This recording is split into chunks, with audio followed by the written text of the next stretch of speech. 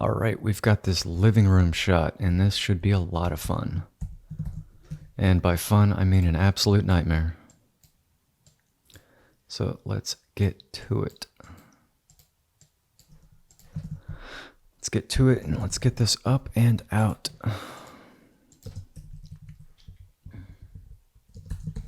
Gonna go through a couple of these raw images and just select the ones that I think are the best to combine together. And it's going to be a lot of fun, bringing in the outside here with all these windows. It's going to be a lot of fun. And of course, by fun, it's, not fun. It's an absolute joke. But, that's why you're making the big bucks. Doing post-production, getting $250,000 every year. That's your base salary. That should be your minimum, $250 easy. 250 grand a year. That's what I'm making. That's what I demand. Yeah. Not really though, but it'd be cool. It'd be cool if I was making $250,000 every year.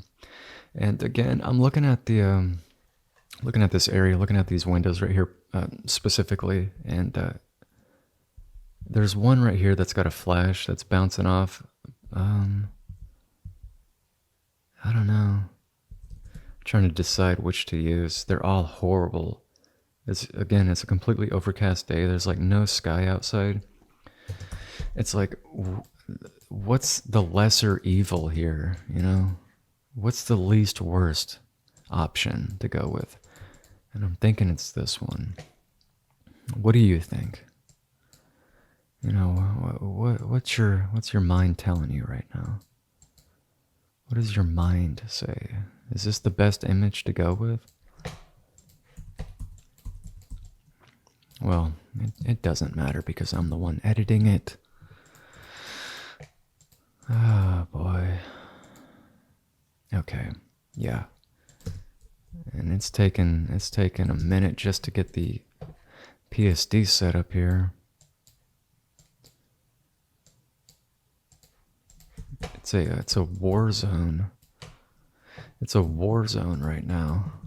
It's absolute carnage. I'm gonna take this down to 4K. Resolution of 6K down to 4K. I'll paint that in, trying to bring in the overexposed areas. There's my flash. Let me see if I can't do that in this area over here. Over here, just a tad. Don't want to go crazy now. Definitely don't want to end up with that. Don't want to end up with this. It's not a good look. If you think that's okay, if you think this is okay, I need you to rethink your priorities in life, okay? Because it's not okay. You're not going to make $250,000 every year if you think having a flash bounce off of everything looks good. If you think that looks okay, you're not going to be making $250,000. A cool $250,000 could be yours if you just learned how to edit right. If you learned how to put Lightroom down and all the HDR programs and learned Photoshop from a pro like me, trust me, you'll crack $1 million in no time. It's easy. Easy stuff. All right.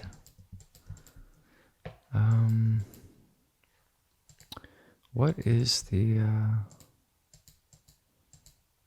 which is the one that I decided to use? Okay, it's not, okay, that's that one. Let me come back here. Since I already made those selections, I'll just save them and then delete that mask. Move it up to the top. Yeah. And then I'll keep keep going. I'm trying to get in and out of here, not spend too much time. Oh, wait a minute. Okay, there we go. Now I can continue to add to that selection. And I won't have to redo all of it. You know, I should come in here with the pen tool, but sometimes I just feel like getting crazy, you know? And that looks decent. And the biggest thing that I see people do, I'm sure I've mentioned this before, is they'll just make their paths and their selections, and they'll do this. They'll do that, and then they'll just leave it like this, right? They'll leave the black bars. They won't adjust the outside. They won't adjust the contrast. They won't do anything. And again, you're not making $250,000 every year if you're doing that. It's just not going to happen.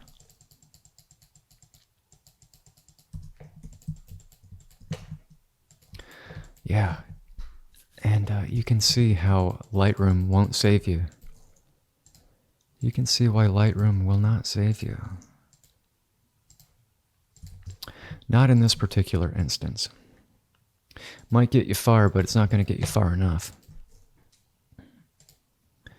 And again, this is just so tedious. The kind of images that you absolutely dread to get. You know. The kind of stuff that you wish you could just outsource to Mexico or India, you know. But you're better than that. Right? You're better than that. Because you want to give your clients something decent. And I really should be coming in here with the pen tool. I'm taking my frustration out on these windows by not using the pen tool because it's taken so long. Don't want to cut those corners though. Don't want to give the clients a crappy product.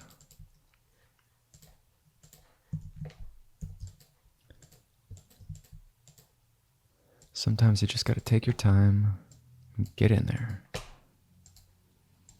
If I can get this image done and knocked out in like 20 minutes, I'd say that's pretty good. Don't time me. Do not time me, though.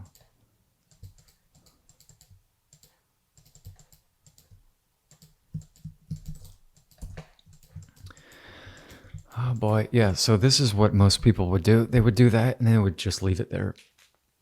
They would just leave it just like that. They wouldn't adjust the black bars or do anything. And it looks atrocious right now. It's a very difficult image to edit and to make it look good. It's going to take a lot of effort. Just kind of working on the interior here. Taking my time. Oh boy. And if you thought that was painful, the first couple minutes there,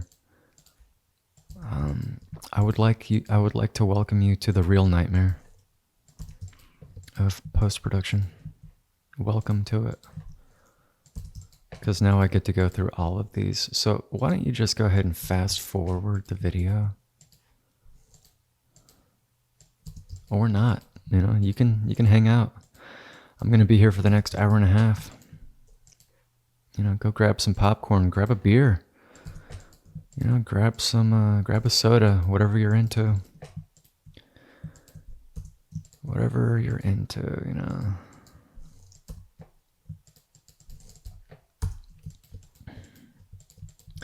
I'll finish this one over here, and then I'll just remove the darkness to the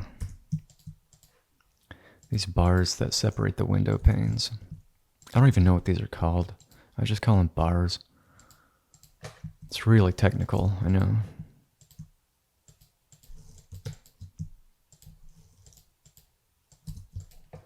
Very, very technical stuff here. Very scientific. Okay. Hopefully I can get away with this.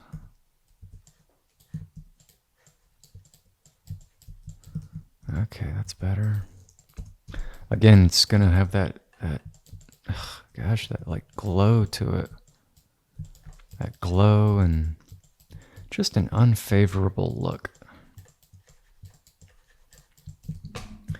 But again, there's only so much time I can put into these.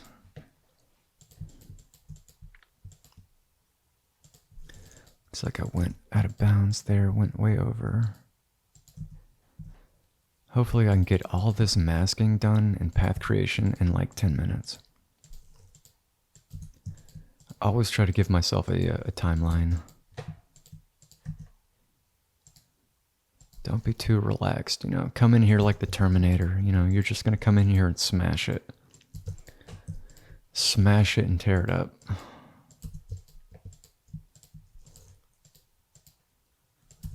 And before you know it, the image will be done. Then you can move on to the next nightmare. The next party. Ah, jeez. I'm telling you, once I move from one area to the other, it's like Groundhog's Day right now. I mean, this is so dark, I can't even see what I'm looking at. Just kind of guessing right here. Pretty sure that's it. Yeah, if you're a photographer watching this, just hire an editor. Just hire somebody that knows how to do this stuff, because it's not fun. Focus on growing the client list. Do yourself and the company a favor. Focus on growing the client list. Focus on growing the company by getting a great, solid, competent post-production artist on your team. That's really step 2 right there. Getting a good editor on your team. That way you can deliver good-looking images to your clients. You know, then you can keep growing and making more money. And then pretty soon, one day, you'll be just, you know, supervising everybody. Thought I lost that selection there for a second. I was about to lose it. But yeah, you keep growing your company, and then, you know, before you know it, you can be in a supervisor position where everything is automated. People are doing their job. You got like 8 photographers underneath you. A couple editors, and then, you know, that's when you're making the big bucks. It's like hitting the lottery. Trust me, I know. Take it from a multi-millionaire post-production artist. I am the first. They do exist, believe it or not.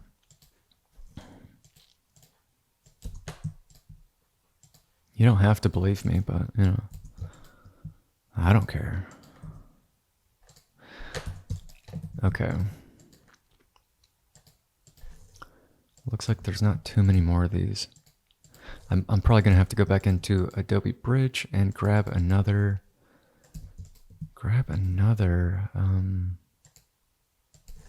outside view, because obviously these are going to be too dark, and I don't want to just like reduce the opacity on them and then add adjustment layers like brightness or curves or something like that. You know, if you like using curves or levels, go for it. I like to use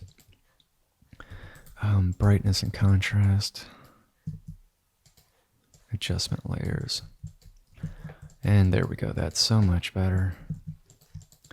It's nice and clean. They're not dark. There's another way that I like to do these black bars. I like to take like to use the line tool sometimes, and I'll literally just start dragging out lines with different thickness values, right? Like different pixel thickness values, and just match the colors to whatever the window frame is, and I'll just draw those lines over the black bars, and then, you know, like if this is kind of like a white / peach color, so I would just match that color and then draw the lines over, and then use the existing mask of the window frame, and I would apply that to the lines. And that will achieve basically the same result, but sometimes it can be a little bit more tedious. Sometimes this way that I'm doing right now is the fastest way.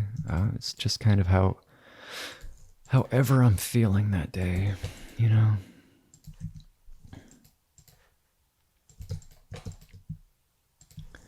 But yeah, those are, I mean, I guess there's like 3 ways you could do it. You could come in there and make your selection for each individual window, each little square. You can do it like this, where you come back and, you know, go over those areas to make new selections, and then take them out with the mask.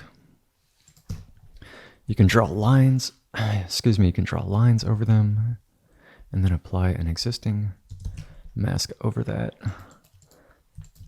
So I guess there's really 3 ways that I know of doing it. But the way that I just did it there is usually how I do it. I'm looking at the left hand side. Seeing if I can't use this one. This is a great example of how sometimes you'll just have to use so many different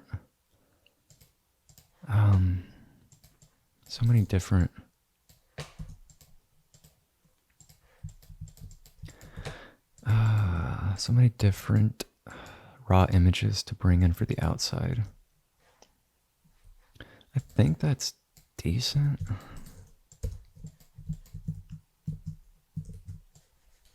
Yeah, it looks pretty good overall. Oh boy. Yeah. I mean, that's fun, you know.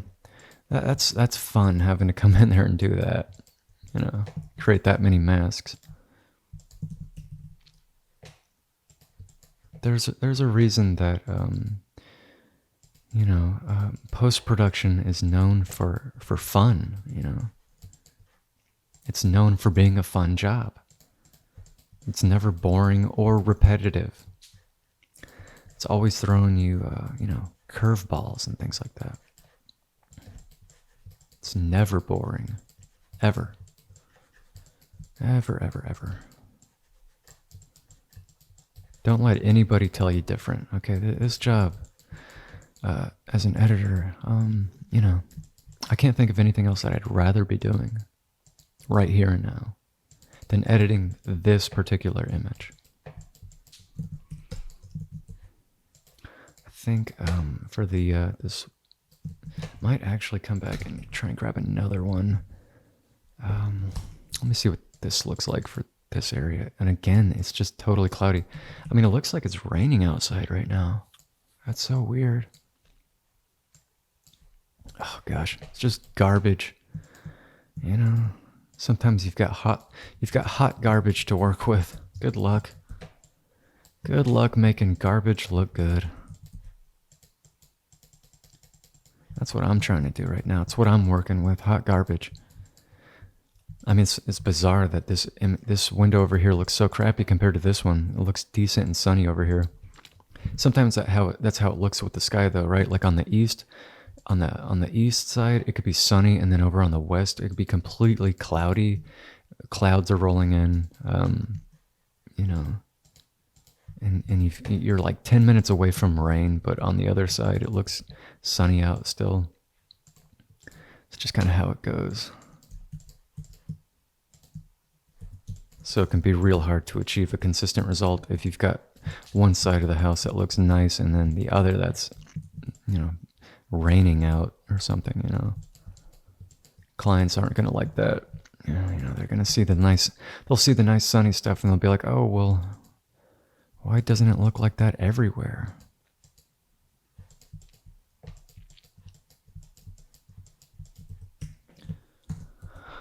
And then, you know, you got to make it look good.